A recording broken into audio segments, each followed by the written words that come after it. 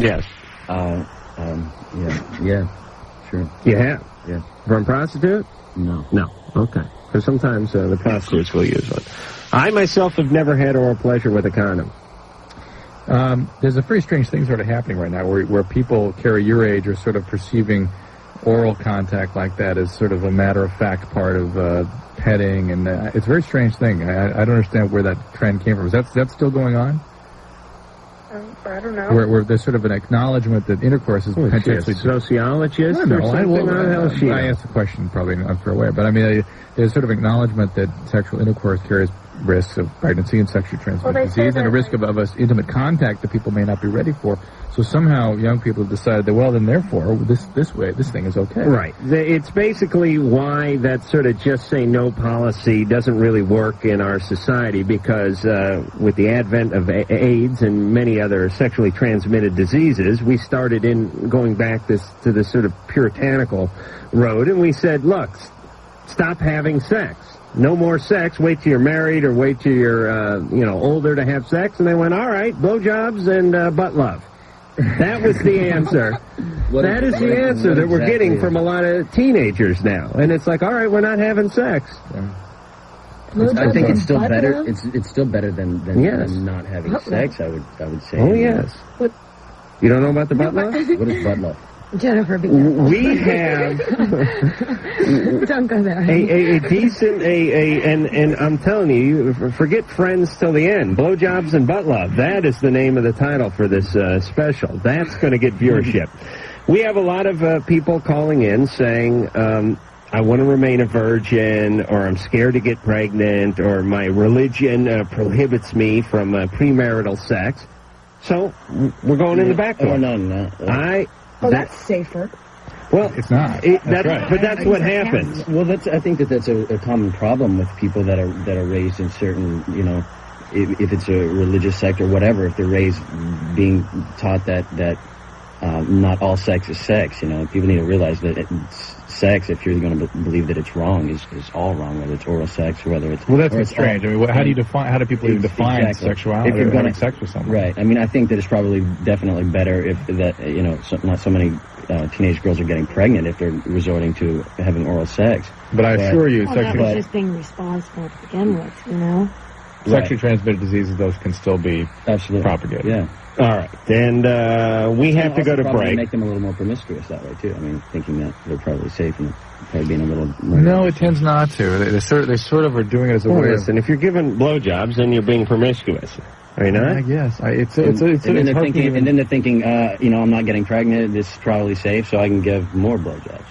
Right. But women don't. Is that you talking now, Jason? Yes, that is me, actually. Okay. I went through that whole thing a long time. Drew, we're 5 minutes late for a commercial. Please. Stop the open forum on blowjobs for just a second. Sell the hell out of the next call we plan on taking. Whenever a guy likes her, she loses interest.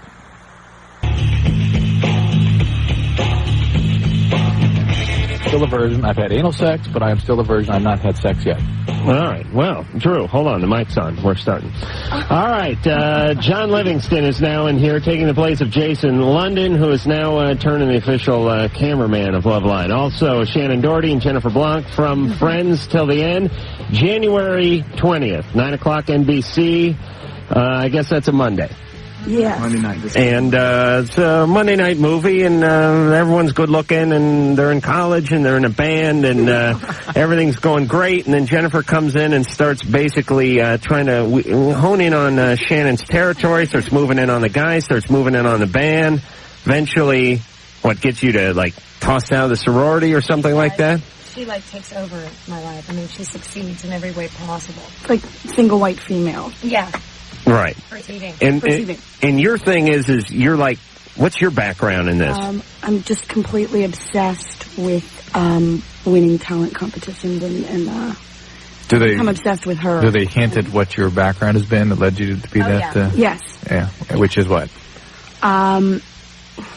What can I say? Everything? Well, yeah, she was in... cult abuse or something when you were a child? No, I come from basically I'm basically trailer park trash.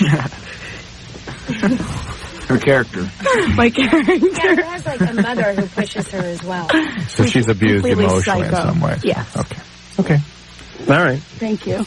All right. And, Jennifer, it is you who brought in the video camera? Yes. All right. And you just got it? Yes. All right. I would sell it to a pawn shop tomorrow. I'm... Is my talkback light supposed to be on? Out of curiosity. Yes. No, it is? All right. No. Please. All right. I can hear you. All right. I'm just going to keep on playing the picture. Settle down. Please, don't make me disappoint you. Jennifer. Yeah. Here's the problem with these video cameras. I think of I don't have a video camera. Drew, do you have a video camera? Yes, we have 3 kids. You do? Yeah, it's a requisite for children. See, I don't have a video camera for the same reason I don't have a gun.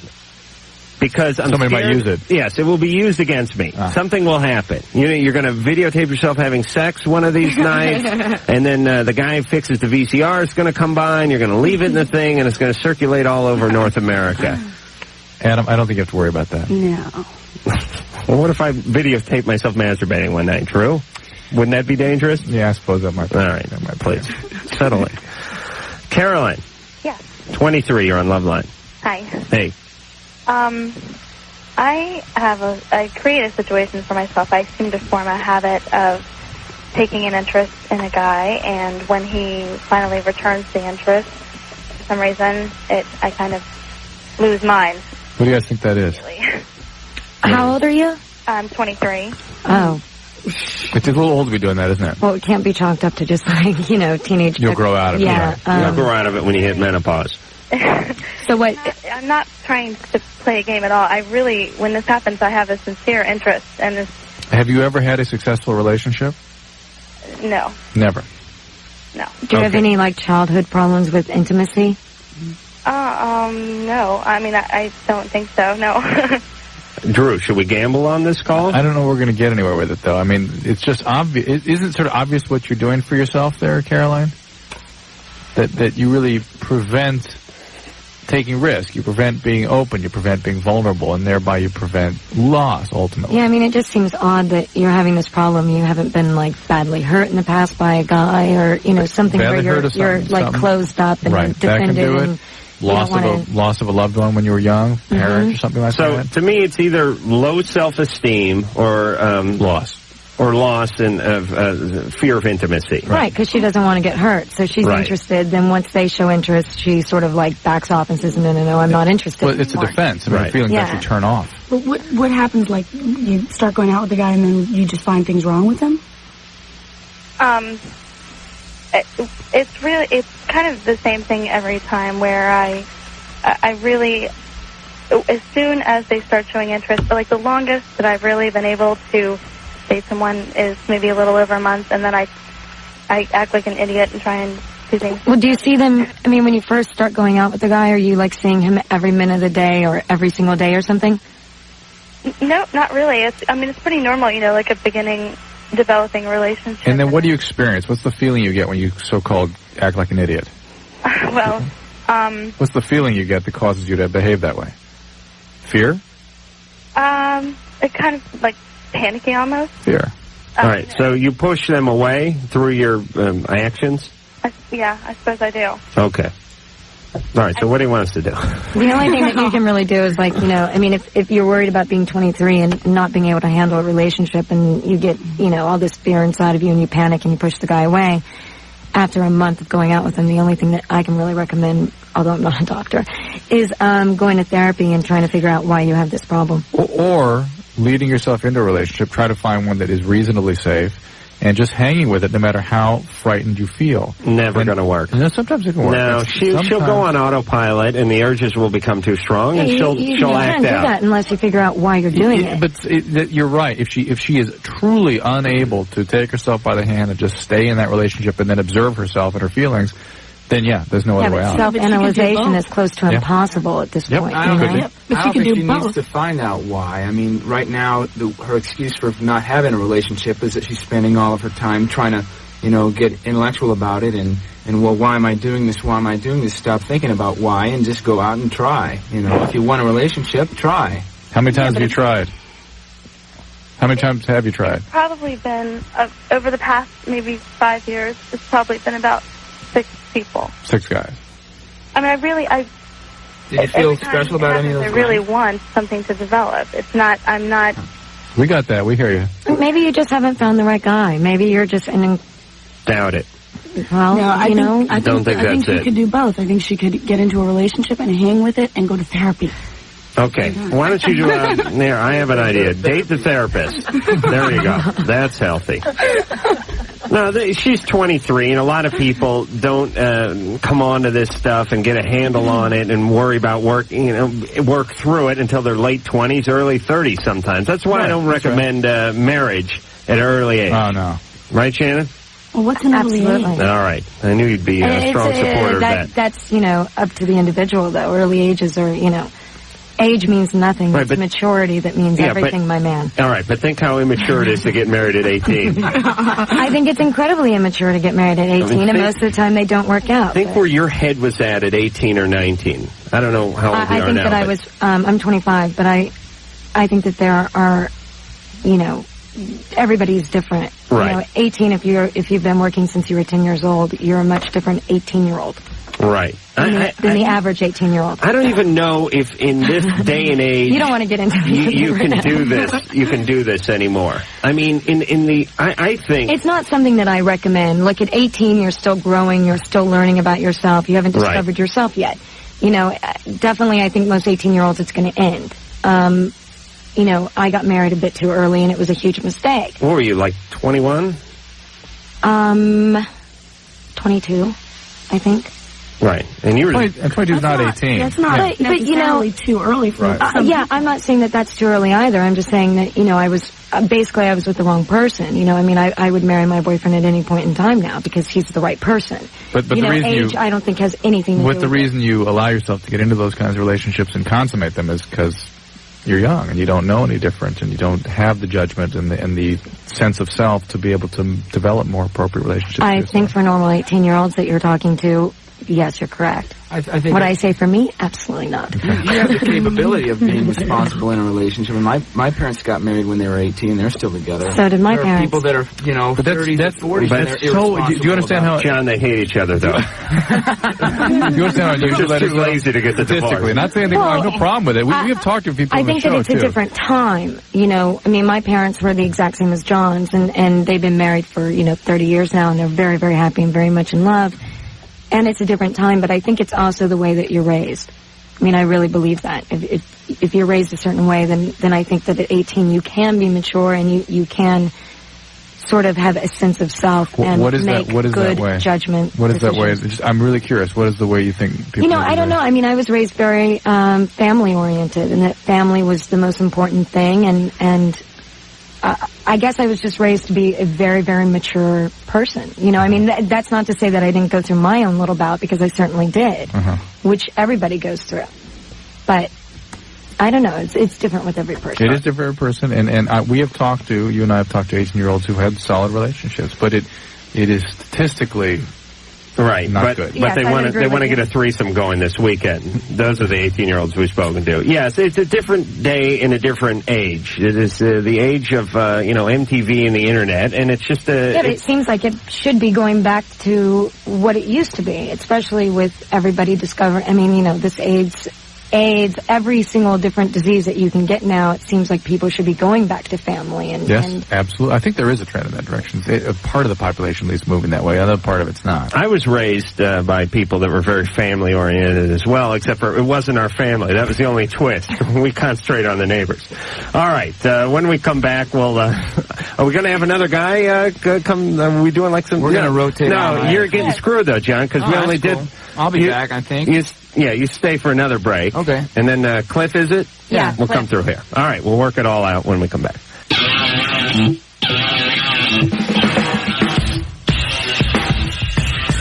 Yeah. All right, phone number 1-800-LOVE-191. Fax number for Loveline 310-854-4455. I'm Adam Carolla. That is Dr. Drew. Tomorrow night's guest, Ice-T. And tonight we have John Livingston, as well as Jason London, as well as, what's Cliff's last name? Dorfman. Oh, yes, that's right. Cliff Dorfman, who will be in here soon enough. Shannen Doherty and Jennifer Blanc, they are in a movie of the week on NBC, which airs January 20th, 9 o'clock. That is a Monday, called Friends Till the End. Monday. this coming Monday. Already. Yeah, what day is it? Yes, that's true. Make that clear. All right. Drew, you love those movies of the week, don't you? I can't get enough of them. Okay. At least this one doesn't have 2 titles. That is my pet peeve for these things. Meaning, most of these things are called Friends to the End. The evil ones or something. The days of... no, it's just, a lot of it is... I did a movie a couple of years ago called Betrayed, the story of 3 women. Oh, really? Yeah, that's what you're talking about, Perfect. right? Yeah, or this one, the Kate Wickerman story.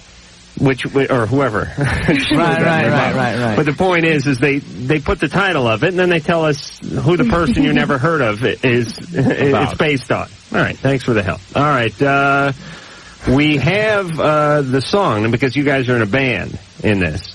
Oh my God, what song is it? I don't know. We have a. I heard you playing it. Oh, it's Stop? Ann just said in my ear. Ann just went, stop. And I was like, okay. Stop's the name of the song? Yeah. All right. We'll take a call, and then maybe we'll hear a little Stop. Is that all right? Cool. All right. Knock it off, Drew. Dave, 20, you're on Loveline. Hi, Dr. Drew? Yeah. Hi, my girlfriend, after she orgasms, for a while after that, if she has to pee, she can't hold it in. She's incontinent. Incontinent, yeah. Is she incontinent when she has the orgasm? No. She says that if she doesn't have an orgasm for a long time, or she doesn't do anything for a long time, then she regains more control.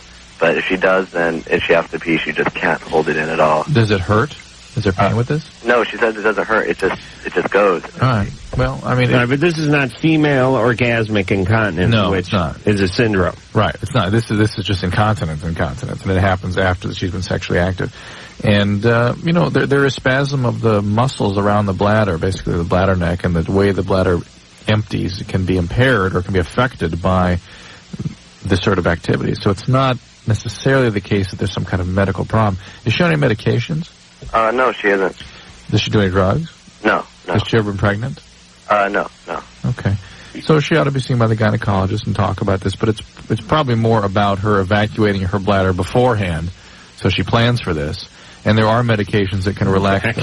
Well, all right, that means taking a leak. And there are medications that can be provided to sort of relax the muscle tone down there. But by and large, I would just she needs to learn how to deal with it and make sure there isn't a medical problem, which there probably is not. Okay, is there anything like vitamins or anything like that? No. But, Dave. Yeah. You're out of harm's way by the time this goes down, right? Yeah, but I hear about it, and now she doesn't she's scared to do anything because that's going to happen. But it keeps happening afterwards. Afterwards, yeah. How long has it been going on for? It's been going on for maybe 4 months or something. Yeah, and before that, she was okay. If she's never been seen before, for goodness sakes, she could have an infection. All kinds of things could be going on that could be reversed and treated. So she needs to get evaluation, okay? Yeah. Please. What is she, Amish or something? Send her to the gynecologist, She didn't want to go to the gynecologist because maybe they would talk to her mom about her having sex. How old is she, Dave? How old? She's 17. Dave, please. How old are you? I'm 18. Please. Anything after 14 in most states is absolutely by law confidential between the patient and the doctor. Okay? Okay. Right. Kind of young, though, Dave, for a 20-year-old. He's actually 18. It says 20 up here, but he said he's 18. Oh, okay. You're wrong. I got to start paying attention to my show. Yeah. All right. All right, Dave. Okay, bye. All right. Happy sailing. Jason. Yes. 15. I have a question for Dr. Drew. Yeah. I try to limit myself to smoking marijuana 7 times a month, and I was wondering if this has any effects, really bad, long term. You're 15? Yeah. I'm of the opinion that any hallucinogen exposure, and people may disagree, but in fact, marijuana is a hallucinogenic. Yeah, I agree with that. Hold on. Shannen gave the big wave off. Go. Any hallucinogenic exposure before 15 or before tends to be associated with disruption of the normal brain development. How old are you? 15. And here's a couple points. One is that chronic mood disturbances are sort of the hallmark characteristic that people get if they've used stronger hallucinogenics at 15 or before. I don't know that this necessarily is the case with pot, but I'm always concerned that it could be. I'm also concerned in your case, Jason, that you're so preoccupied with this drug that you have to hold it at 7 times a month or whatever it is. No, I don't really I'm not really preoccupied with it. I mean, if I'm somewhere like at a party or something and they have it, then I'll smoke it, but I don't spend any money on it. You're not thinking about it? No, not really. Just if it happens to be there, that's it. Yeah, I'll do it then. All right, because marijuana addiction, people who become marijuana addicts preoccupy about it all the time. And it's very difficult for them not to use it. And if they're not using it, they're thinking about using it. So you smoke pot like twice a week? Yeah. Okay. I would be very careful. I really would. I think you're in harm's way. Okay. Really? At 15? Yeah, not for a 20-year-old. You know, I know of no evidence that level of marijuana exposure is going to hurt somebody, although it could over 20 years, I suppose. But for a 15-year-old, it concerns me. Because your brain is that much different. It's evolving. It's much more plastic. Yeah, absolutely. So it's like at 15, it's a sponge, and at 20, it's like an anvil. A brick, yeah. All right. Yes. Okay. All right. Thanks. All right. Bye. What do you guys think about this whole medical use of marijuana and all that kind of stuff here in California and I guess in Arizona? Drew is against it. I am for it.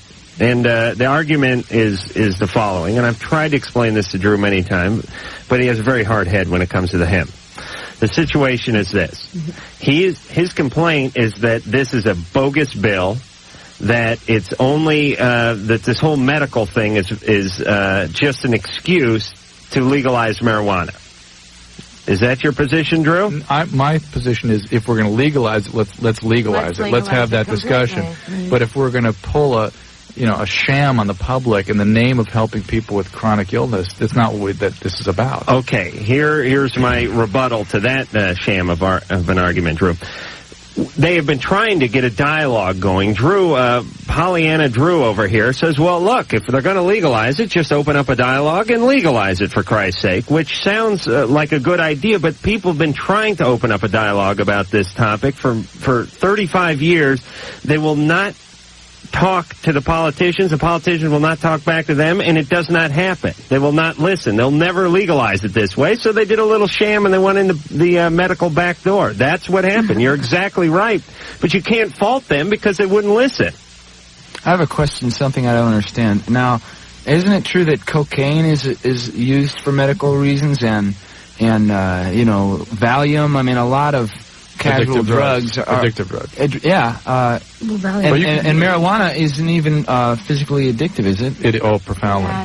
Not profoundly. For some people, profoundly. Okay. Not traditionally. I mean, it is. I treat marijuana addiction frequently, and treating a marijuana addict is not a lot different than treating an opiate addict. All right, what is more addicting, heroin or marijuana?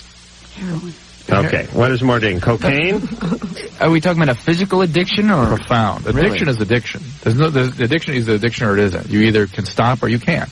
And if you can't, there's a biological problem. Yeah, but the physical addiction oftentimes comes with a physical reaction when one comes off of the substance. No, that's dependency. That's totally different. True. You can be dependent and not even be an addict. Who is the addiction medicine specialist in this room? Right here. Oh, okay. All right, the point is this. Marijuana is not as physically addicting as many other drugs. It is much more physically addictive than alcohol for some people. Much more. For some people. It is much more physically addictive. For a handful of people in Kentucky. It's much more physically addictive than speed. Do you have withdrawal symptoms if you stop smoking? There's not a lot of dependency in the state that there's tolerance and withdrawal. I see. So you're talking about... But there is like people that are addicted get profound euphoria from the drug, and they think about it from every day, from the day they get high the first time. And they use it every day, and they use it for an average of about 10 to 15 So you say marijuana is more addicting than alcohol? Profoundly, for some people. For some people. For those people who for a subset of marijuana and for a subset of alcoholics. It's always almost always in the setting of alcoholism, and it's a subset of alcoholics. Right, Drew. You know you're taking the wuss road on this one. You know what I'm asking you. No, what are you asking me? What is more addicting, alcohol or marijuana? Marijuana. Okay, so there are more people that are addicted to marijuana and would have a more difficult time getting off of marijuana than there are alcoholics and people trying to get off alcohol. No, but the marijuana addicts are having a more difficult time than the alcoholics. All right, and how come there's there are not more there's people? The You Betty said there are Ford more. Center. How come there's not the Bob Marley Center somewhere? Huh? because yes, Betty, go to Betty Ford and see how many marijuana addicts they're treating these days. A lot. All right, a lot. All right, Drew, bubbles. That is Drew on the bong. Jay, 18. Hello. Yes, we what we did is we slid a mic under the bathroom door before one of the shows and caught him in there. There it is. Jay? Yeah, I have a problem. I'm like a jealous boyfriend. Oh yeah, I know it. I can hear it in the voice. Yeah. And my girlfriend gave me her virginity, and I'm supposed to like trust her more. Is that what she's thinking, or like I'm not sure. I'm not sure what to do.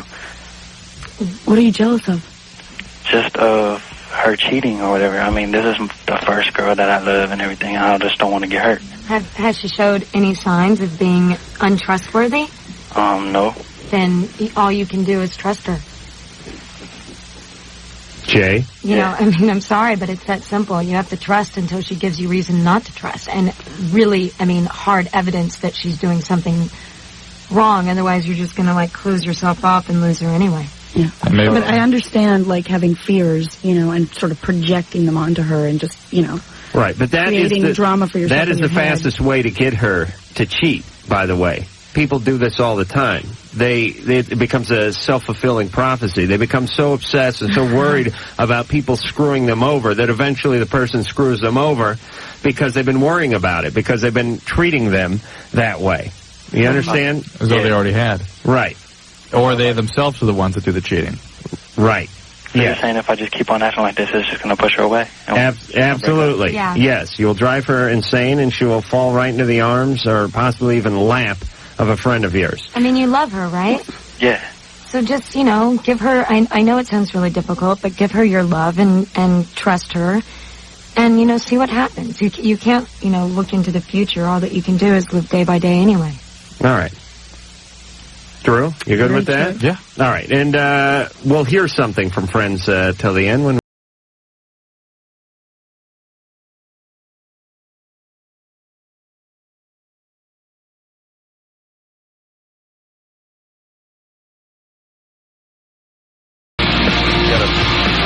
All right, 3rd-degree burn going here. What'd you spill? Was that coffee or water? I think it's water. It's okay. I'm fine. Okay. Thank you, Jennifer. Well, this is life imitating art, isn't it? Yeah, Jennifer's trying to wreck my life. She just spilled water all over me. Trying to. She's like, those jeans look too good on you. Trying to destroy Shannen Doherty's genitalia with a lukewarm tap water. Thank you. All right. We'll be back. Hold on. It's a Drew. Drew, relax. All right, everyone settle. I dropped my camera when I first came in here. The name of the show is Loveline, and we'll be back in 10 seconds. This is Loveline on radio station. Non-stop new rock. This is 94.7 NRK. KNRK, Camas, Portland.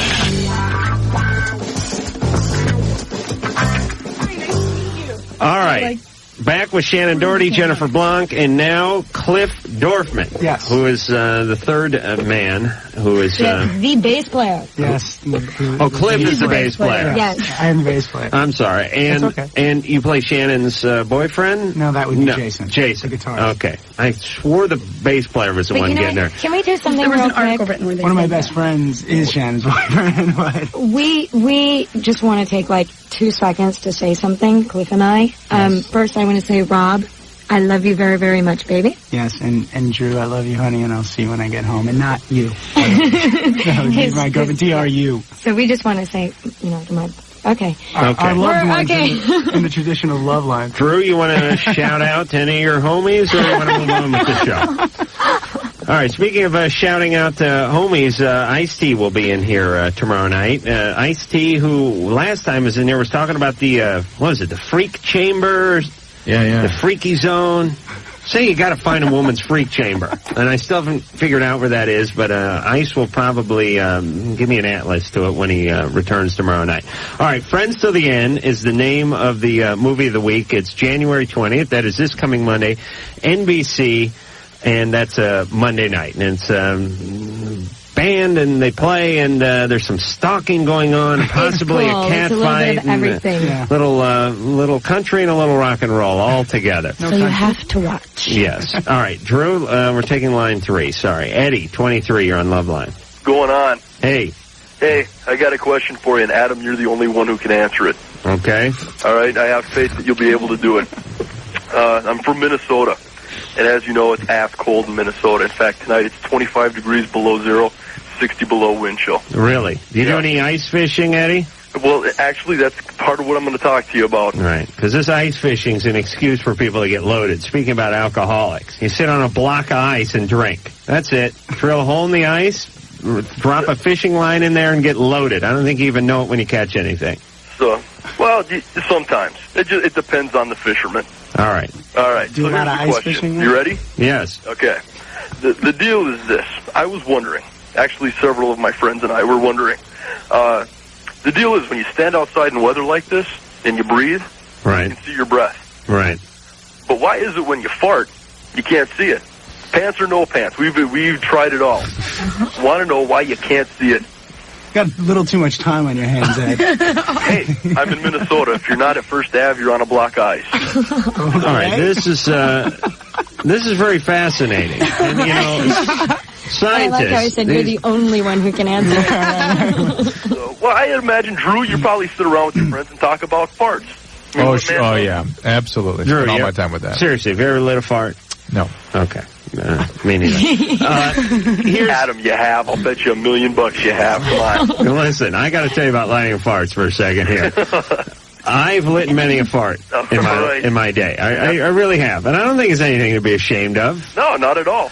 And first off, it completely kills the smell, and secondly, provides entertainment for now and me into the hundreds. People love it. I mean, and let me tell you something about lighting the farts, and then I'll talk about the steam the ladies, coming. Adam, it really does. The chicks dig the blue flame. No, seriously, I'll tell you something about lighting farts, and don't all you guys take the high ground on this one. I've said in situations, look, I'm gonna light a fart, and I've had people just, how immature, I can't believe it, a man of your age lighting his own gas, this is disgusting, and they're all full of themselves. But when I grab the Bic and I yell, get the light, because you got to flick the light off, otherwise it doesn't, it's like watching the 4th of July at noon, right? Who cares? It's got to be dark, right? Yep. Right. That's when it really shows. The point is this: after lighting a fart or two, when I give the get the light yell, people are like a Who concert. They're going for that light, trying to knock that thing off, all claiming to be holier than thou. But when the Bic hits the sphincter, they're all watching. Exactly. Believe me, they're all watching. Exactly. We do a lot of generalization on this show. When people are abused when they're younger, it sometimes will come out in this kind of. It gets eroticized in this way later on in life. Right. Yeah, but I wouldn't necessarily participate in it. No, that's what I'm saying. No. Yeah, I don't think that's a good idea. No. Corey got spooked is what happened. Yeah. And rightfully so. Yeah, and your instincts are probably right. She sounds and listen, nothing wrong with a little rough trade if that's what people are into. They're into, but she may have crossed the line and it spooked you, and your instincts are probably right. Yes. This person probably has some issues, and it may not be the best person to establish a relationship with. And once you consummate relationships like this is then where the stalking comes in and the obsession comes in. That's right. So start there. Where are you going to go anyway? You start off choking her. Where are you going to go? Try beating her with a stick first. Break like a pool cue overhead or something on your second date. You might want to rethink that. No, I mean like lightly. I don't mean like in a violent way. I mean, there's S&M and then there's, crossing the line of death, and you don't want to get involved in that. Cliff, you like a little, you like to put your hand mark on a fanny once in a while sexually? Well, just to my girlfriend. Right. Yeah, but yeah. She's listening tonight? I'm sure, yeah, okay. absolutely. All right, I always can tell that mode. No, it's no mode. I always know when they're talking up the girlfriends. But you guys have never discussed anything sexually? No, we got rid of him. Oh. I'll answer. Listening at home, contemplate that in your mind while you're listening. I like this answer, though. It's like, How well do you guys know each other? Well, she is my cousin's girlfriend. I didn't get that. Like, so how well do you know each other? Well, it's obvious. It's her cousin's girlfriend's friend. I mean, come on. No, it's her cousin. It's her cousin's girlfriend's cousin. No, it was? Yes, right. No, it was her cousin's girlfriend's cousin. Oh, okay. That's right. Does anyone know their cousin's girlfriend's cousin, by the way? No. I barely know my cousin. Danny, 24. Yes, hello. Hey. Enjoy your show very much, Dr. Drew, and don't particularly care to talk about lighting farts or... All right, well, it's enough from you. All right. Listen, I don't need any guy. Your show, Dr. Drew. Who is this? One of your flunkies you've paid to call? No. All right. I will not be dissed on the air. I take enough abuse in life. Sarah. Hi. 18. Hi. Hi. Hey, Sarah. Well, about a month and a half ago, me and my friends were starting to get really heavy into crystal meth and speed. Mm-hmm. And I OD'd on it and had to go to the emergency room and everything. And ever since then, I've been having really bad mood swings and been really irritable and just not felt normal. Since your overdose? It is? No, since the overdose you felt this way? Yes, since the overdose. And you've been off speed since the overdose? Yes. How long ago was the overdose? About a month and a half ago. Probably just the fact that you came off speed. Very little to do with the overdose. It is? Oh, yeah. When people come off speed, they're very irritable, very uncomfortable. And if you don't do something, if you get involved in some kind of recovery program and replace that addiction with some sort of process, you're going to sort of get back into something eventually. Okay. Jennifer, you have anything to say to her? How often were you doing speed? Well, it started out where it would be just about once a week, and then I got... The hell's that? And by the way, got a phone. And by the way, that's a more typical speed. Unlike marijuana, where it becomes a daily thing for the moment somebody first gets high on it, if they're going to be an addict, speed sort of slowly gets going. Right. And eventually it's a daily thing. And it's not even necessarily daily. A lot of speed addicts only use speed 3 or 4 times a week. But they cannot so how stop. much did you end up with daily?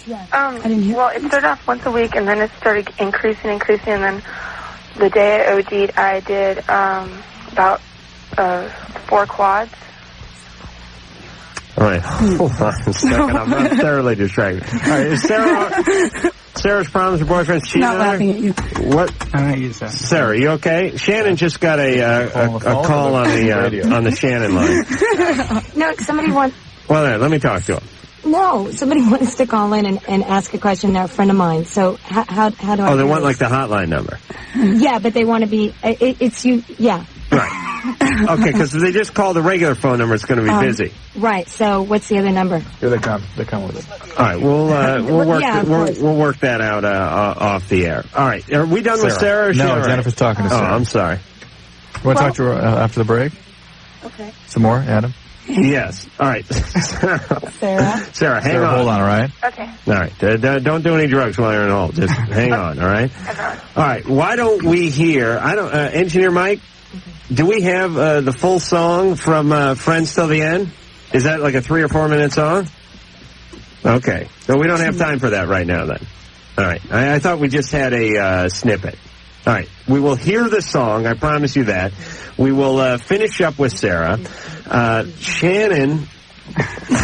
Yes, sir. Shannen will have a lengthy conversation with a friend on radio etiquette, and then I will talk to Shannen about radio etiquette. I'm so sorry, guys. That's absolutely fine, and we'll do all that after this.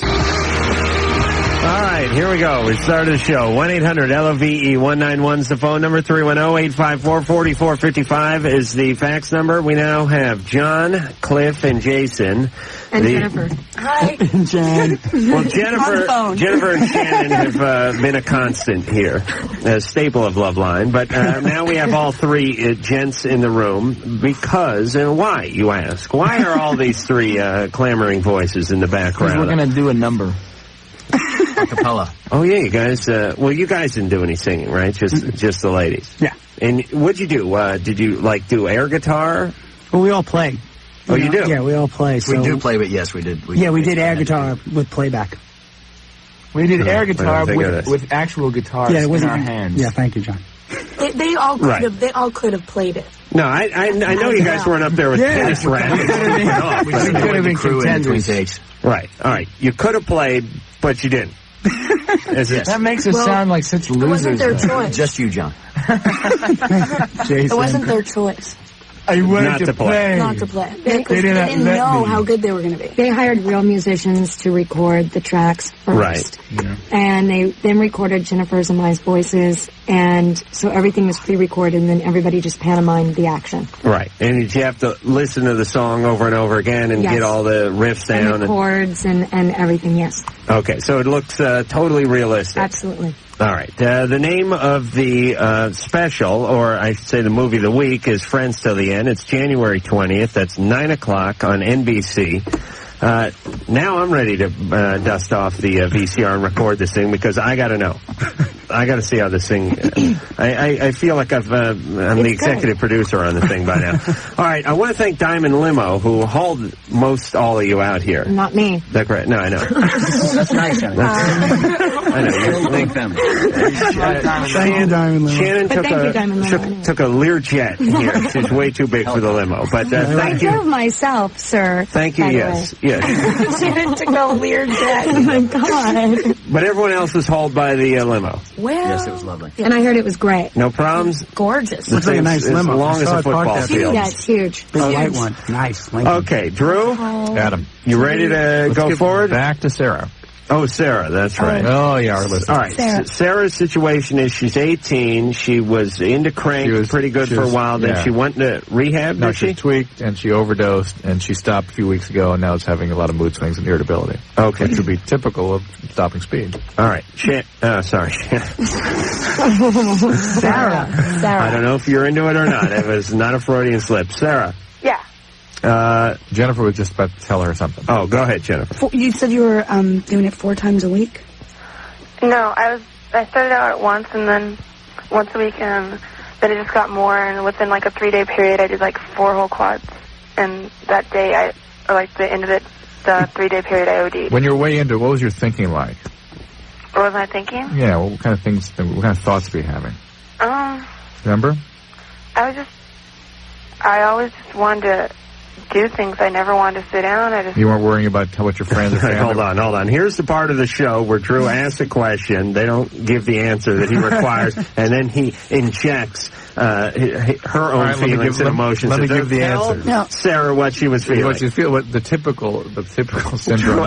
Will you not learn? Every time you try this, it never works. The typical syndrome is that people strung on speed start preoccupying, getting paranoid about their family, friends, people close to them, co-workers. People who are high on cocaine or really into cocaine get worried about uniformed officers. They'd be completely paranoid that somebody with a uniform is right outside the door. Speed addicts run to people in uniforms to protect them from their grandmother. Right. I think everybody reacts differently. No, it's a characteristic syndrome of uniformed officers. That cocaine addicts, almost without exception, become preoccupied. If they smoke enough on a big binge, will actually see policemen outside their door. They'll have visual hallucination, then it's always about army and police. And the cocaine addicts are the ones that will dive under the table when the police helicopter comes by. Maybe if we just gave all these people actual uniforms of their own. Speed addicts, the paranoia that develops with speed is very slow to come on. It's very insidious. And first, it's just that you kind of saw your mother and your grandmother talking, and you became convinced they were talking about you. And this very, very elaborate delusion will develop, and it's always about people close to you. Sarah, for my own edification, can I just ask you, what exactly is a quad? Can you explain that? Like, how much is that? Well, you can usually get about 3 to 4 lines out of it. 3 to 4 lines. It weighs 0.025 of a gram. Okay, what exactly was the question, though? All right, so it's a quarter, I guess... Quarter of a gram. Quarter gram? The point I'm hoping we'll make is that you've got to do something about this. And what is your reason behind doing drugs? Is it just to fit in, or is it? I mean, are you trying to escape certain feelings, or is it just does it make you feel better than you feel normally? I mean, what's your reason? Well, at first it was because me and my boyfriend were having fights and everything, and that I just did it and I felt really good. And then I started noticing it would make me lose weight, so I just kept doing it. Yeah. It's. All right, Jennifer, have you done a bunch of speed? Yes. Oh, okay. And were you hooked on it? Yes. And did you go through rehab and everything? Yes. How long ago was that? 8 years ago. And everything's been good I've been completely sober, actually, since. Because it's... But I understand that when I was doing cocaine, I did it partially in my head. I mean, I did it for a lot of reasons, but part of the reason reasoning at the time in my head was I thought I was getting really skinny. I was throwing up a lot, and because I was doing large quantities, and I thought I was getting really skinny. And it's usually in your head. You're usually not as skinny as you think you are. Actually, was it coke or speed, or both that you're into? It was meth and speed. Meth and speed, Jennifer, but was it meth and speed are exactly the same thing. Methamphetamine is speed. Right. Yeah. Mine was cocaine. Okay. But, it's pretty much, it's got a lot of speed in it, right. But I have tried crank before, and I've tried coke before, and crank really has a lot of speed. I mean, it's all speed. And coke, depending on how much speed whoever... Cocaine is different. Put into both stimulants, but cocaine is very different. Right. All right, so Sarah... you have to then get yourself into some treatment, right? Because it's going to be tough to kick on your own. It's not going to be something you're likely to stay off. You'll switch over to something else. Mm-hmm. These mood swings you're having could get a lot worse. You've got to do something to treat the entire the spectrum of disorder that you have here. So give your doctor a call. Give a resource a call. How old are you again? She's 18. 18. All right. Well, she can get into CA maybe. Call CA. Call NA. Really is what you'd want to do. Okay. She can even go to AA. AA, absolutely. All right, as long as it has an A at the end of it, you should show up. They'll help you. All right, Treva? Hello? 18, you're on Loveline. Yes, my question is for Dr. Drew. Mm-hmm. And I wanted to know, if you get your nipple pierced, will it affect yourself later on in life, like when you are pregnant and have to breastfeed? I don't know for a fact. You should ask whoever does the piercing. These are the people that really know more about this than really anyone. But I would imagine it would make it more difficult. Breastfeeding is already remarkably difficult. Most people have a fantasy that it's something that just happens naturally, but it's something that mother and child have to kind of learn how to do and hopefully take to it. I mean, every hospital now has what do they call them? They're actually breastfeeding specialists. Really? That coach How does one get into this field, Drew? I think I have a certain amount of experience from watching a lot of movies. I don't have any, formal schooling. They're trying to pass a law right now that if anybody stares at any woman breastfeeding her child or makes any lewd remark or obscene gesture, that she can actually sue them and have them arrested. It's kind of like an anti-defamation thing. Really? See, it's the Ogling Act. Listen, here's the sad part about the breastfeeding. Right when the mother and child finally start, hitting their stride and getting it down, it gets weird, because the kid's into his teens at this point. All right. Why do you want to get your nipple pierced? That's a good question. Because I heard that it's very erotic. Well, like when they pull on it during sex? Oh, yeah. How old are you? 18? Why do you want to start getting all crazy now? You got your whole life to do that. Why don't you start simple? Well, why not? You got something. These days, that is simple. I mean, because you get too smart to do stupid stuff when you get older. That's why you do it now. It's all about the nipple anyways, right? I'm thinking you may be able to feed 3 or 4 kids on one breast if you do the piercing just the right way. From like go for some of one of those rainbirds you put on the lawn. Treva. Yes. All right, so we have this call a lot. Apparently, it's all right. It's workable. You can get the nipple piercing and then later on go on to breastfeed. But we're all sort of sitting here and saying it's probably the type of thing that you're going to do now, you'll be happy with for 6 months, and then you may regret it later on down the road. Ask your gynecologist. You can't make breastfeeding easier, and I'm saying it's already a difficult thing. I've had a lot of friends that had so many problems with breastfeeding, as it were. I can't imagine that. Absolutely. I can imagine it only causing more problems. That's right. That's the point. Julie, 13, you're on Loveline. Oh, my God. Hi. Hey, Julie. Hey. Julie. I have a question for Dr. Drew, and I also wanted to say to Shannen Doherty that 90210 sucked when you left, so. Thank you. It was pretty cool when you were there. I agree, too. Yeah. Me too. Thank you, Julie. Yeah, Drew stopped watching. He boycotted the show immediately after that. Yeah, I did too. So I just wanted to ask Dr. Drew, I have like jelly stuff coming out of my vagina, like it kind of looks like mucus, and I don't know. It's just Smucker syndrome. I've heard of this. What? Hold on. But when 13. Does this happen? Yeah. Julie, does this happen just prior to your period? Maybe for a week or so prior? I got it at 11, and I had my period. No. Mm-hmm. Are you menstruating normally now, regularly? Yeah. Do you get this discharge mostly just before your period? No, I get it pretty regularly. All the time? Yeah. And I don't know what it is. You know, I take showers every day. Are you sexually active? No. Okay. And I don't want to be until, like, I'm married. Great. Good girl. Good attitude. Julie. And for anyone that wonders why someone should be that way, just listen to this show for about an hour and you'll understand why Julie is correct. But Julie, some women just... My prediction, she'll be pregnant in 15 years. Julie, God forbid. Some women, the reason it's happening now is because you have gone through puberty and the hormonal changes does change the environment down there, and some women will just produce some of these things. It can be normal. Like, it's not abnormal. Not necessarily at all. Okay, because I was, like, scared, you know, because I didn't know what the hell it was. It could, I mean, you can get vaginal infection, yeast, things like that. You might want to get some over-the-counter cream like Gyne Lotrimin. I've been checked by doctors and stuff. I haven't talked to them about it, but, like, they checked down there when I had, like, a physical, and they said that, like, everything looks fine. You might really just want to get some Gyne Lotrimin over the counter and use it for a few days, see if that helps clear it up a little bit. But in all probability, it is something normal. Okay, and can I ask another question? Yeah. Okay, my brother, he's... I was just thinking, you know, if you had peanut butter coming out of your ass, you got a sandwich. That's a lot. Yeah, it's an interesting thought process, Adam. Oh, she's fine. No, she knows the spirit in which it was meant. Go ahead, Julie. My brother, he used to, like, be heavily into marijuana, and now he just does, you know, cigarettes and stuff, and I've noticed that when he started doing this, you know, he started acting, like, really bad towards me and towards my mom, and he always, like, beats me up and stuff, and I don't know what to say. You know, I try to talk to him about it, you know. And how old is your brother? He's 15. Okay. And he's just, you know, one time he beat me up so bad that, like, my mom kicked him out of the house. And told, That's good. I know, That's what your mom should do. He came back. And I think that he's like my dad because he smokes marijuana too. Yeah. And, you know, he got some from my dad, but my dad didn't know. By the way, parents, the greatest way to assure yourself that a child's going to use drugs is do it yourself, no matter what you say.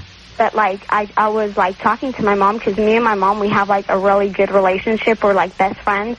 And I was talking to my mom about it and, like, about myself because, you know, I used to smoke cigarettes and stuff. But, I mean, you know, I was talking to my mom about the way my brother acts towards me. And, you know, I don't see other brothers acting like that towards Julie, it's you shouldn't. Does marijuana and cigarettes have an effect on, like, how you act? Sure. It's in the marijuana camp. Not usually that way. He should become docile. I would suspect he either has something else going on psychiatrically or psychologically, or he's doing other drugs like speed, which makes people very violent. Is your father abusive at all? Is your dad abusive, Julie? Huh? Has your father ever been abusive? No, not. What about like an uncle or one of his, you know? No, I've never been like abused. My parents are like really cool. We're wondering about your brother, though. Yeah, whether somebody got to him. That's why he acts that way. He doesn't really talk that much. You know, whatever happens, he just like keeps it to himself. You know, he doesn't talk about things. All right, where is your brother? Is he home? Yeah, he's asleep. Oh. You want me to wake him up? If he won't beat you. I didn't want to talk about it because he was listening, like, on the radio, but do you guys want to talk to him or something? Adam, is there any danger that he's going to abuse you if he wakes up? No? No? All right. We'll talk some sense into this lad. But, like, Julie. Go wake him up. We got to go to commercial. Okay. We're going to put you on hold. Okay. Now go wake him up. Okay. And a good swift kick to the groin always wakes Took the words right out of my brain. If I do all right, be careful. Okay. All right, go in there with like a trash can lid in front of you and make sure Tell him that Shannen Doherty wants to talk to him. Doesn't get violent. All right. All right, Okay. and we'll talk to him. And then Shannen will tell him about some people she knows in the underworld. You're not kidding. No, I'm totally serious. That's why I'm being very respectful tonight. All right, so when we come back, we'll talk to Stick on Shannen. Julie's brother.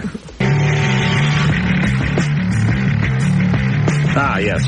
Back with Friends till the end. The cast, which is Monday night. This coming Monday night, 9 o'clock NBC. Movie of the week. When we left off, we were speaking to Julie. Hi. Did you arouse the sleeping giant or wake the sleeping giant? I woke him up, but he doesn't want to talk. He got mad, so he doesn't want to talk. Okay. So. Are you going to be okay? Huh? Are you going to be okay?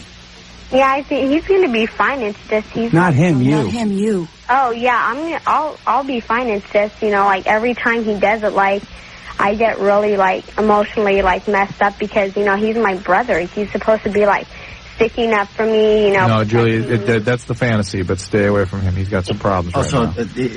I don't know if he's just going through like adolescence or something, but he will come around, I suspect, but for now, you've got to ask your parents for some protection. Yeah, I'm worried about yourself because you really sound like you have a great head on your shoulders, and you sound like a great girl. You got to get your dad to intervene and right. You know, have a little bomb. Break him away from the bomb. I was just going to say. Tell him to go kick his butt. You know, I want to, like, you guys are going to laugh, but I want to be an actress, but, you know, like, I don't think that if, like, my brother is doing this to me, it's going to, like, mess me up, dude. No, that'll make you a great actress, believe me. It will. You gotta have some, you gotta have some stride. To go on, yeah. Yes. Yeah. No, the only one that can mess you up is yourself. Yeah.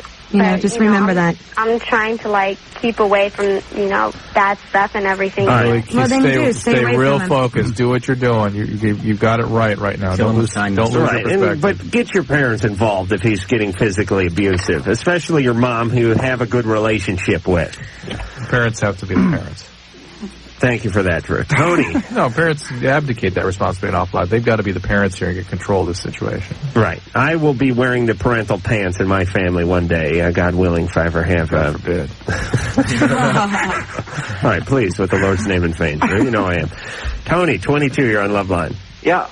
Hey. How you guys doing? Good. My question is really for Shannen and Jason. I was wondering what it's like to... First of all, to do big screen movies compared to like TV movies of the week and stuff. And my second question is also how's it working with Kevin Smith? That's a Shannen question. Well, okay. Working with Kevin Smith, he's fine. You know that was my brother. That wasn't me. Oh, really? Yeah. Yeah, that was Jason's twin, Jeremy, who did Mallrats. Who we've had on the show like a year ago. Oh, yes, I believe so. Yeah. Real nice guy, by the way. Good looking fellow. Even nicer than you. And you're unbiased. As far as working, like, the difference between big screen and little screen, I think that there's a lot of snobs who say, like, film is so much better, and I'm sort of one of those actors that believes that as long as you're working, you're doing really good. You know? Yes. As long as you've got something to do. Yeah, I mean, not that you have something to do. I mean, hopefully it's giving you a challenge, but working is sort of is making you a better actor to begin with. Especially if you don't take acting classes, then each acting job is your acting class, and more experience is better. The only difference is movie of the weeks are 2 hours long, almost the same as a film, and they're shot in 4 weeks. A film is shot in like 3 or 4 months, so you have more time to focus on like one scene. Right. I just did a feature in 2.5 weeks. And the movies I watch are shot in a day and a half, and they're done in van. In a little sound studio warehouse. If they go 2 days, it's like the producer goes nuts. Who's also the director and the writer, but shot in people's backyards and stuff. Right. But there's a lot of TV that's much, much, much better than film. You know, I've done a lot of TV work that, in my personal opinion, blows Mallrats away. Plus, but almost everything blows Mallrats away. I like Mallrats. Please. I disagree. Well, thank you. I actually like Mallrats. I think that just up until recently that there's been such this connotation that there was something better and more respectable to do features.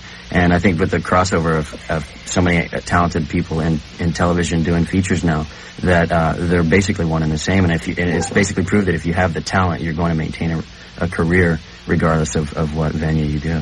So you can do schlock, and it's not necessarily the medium. Yeah. I mean, you can do schlock on TV, you can do schlock on the big screen, or you can do or vice versa. Something great on TV. If you're getting film, it's great. And you could do a really piece of crap movie, but you could be great in it, and you'll get another job. It's just a matter of how you do yourself. Yeah, all right. Drew is dying to hear the song from Friends Till the End. He absolutely is. You saw the magic board there. It says song. He pouts when he doesn't get his way. So which song are you playing? Stop.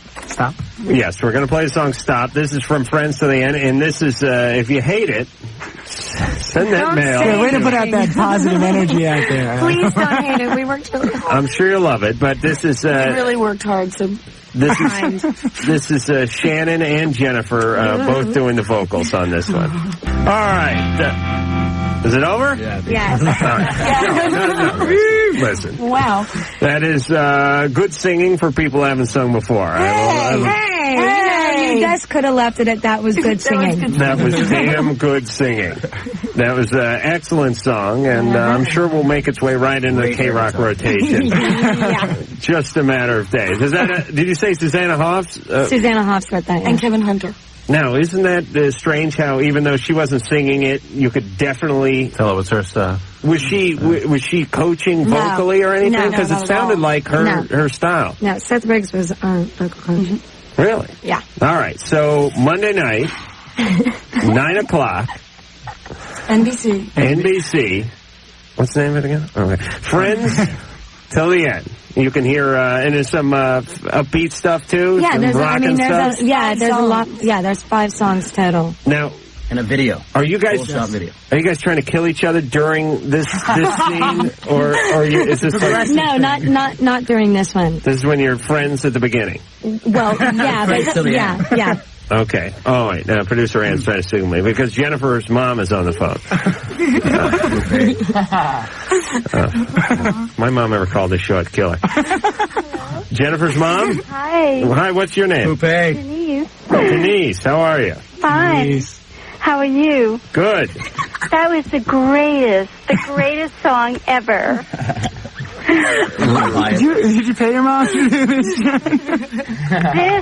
This Monday, January 20th. Yeah. She didn't even get paid to say that. Underline this. Hey, Denise. Yeah? Denise. What? Jenny. With a J. Oh, Denise. Yeah. Oh, boy, I'll never remember that. Janice.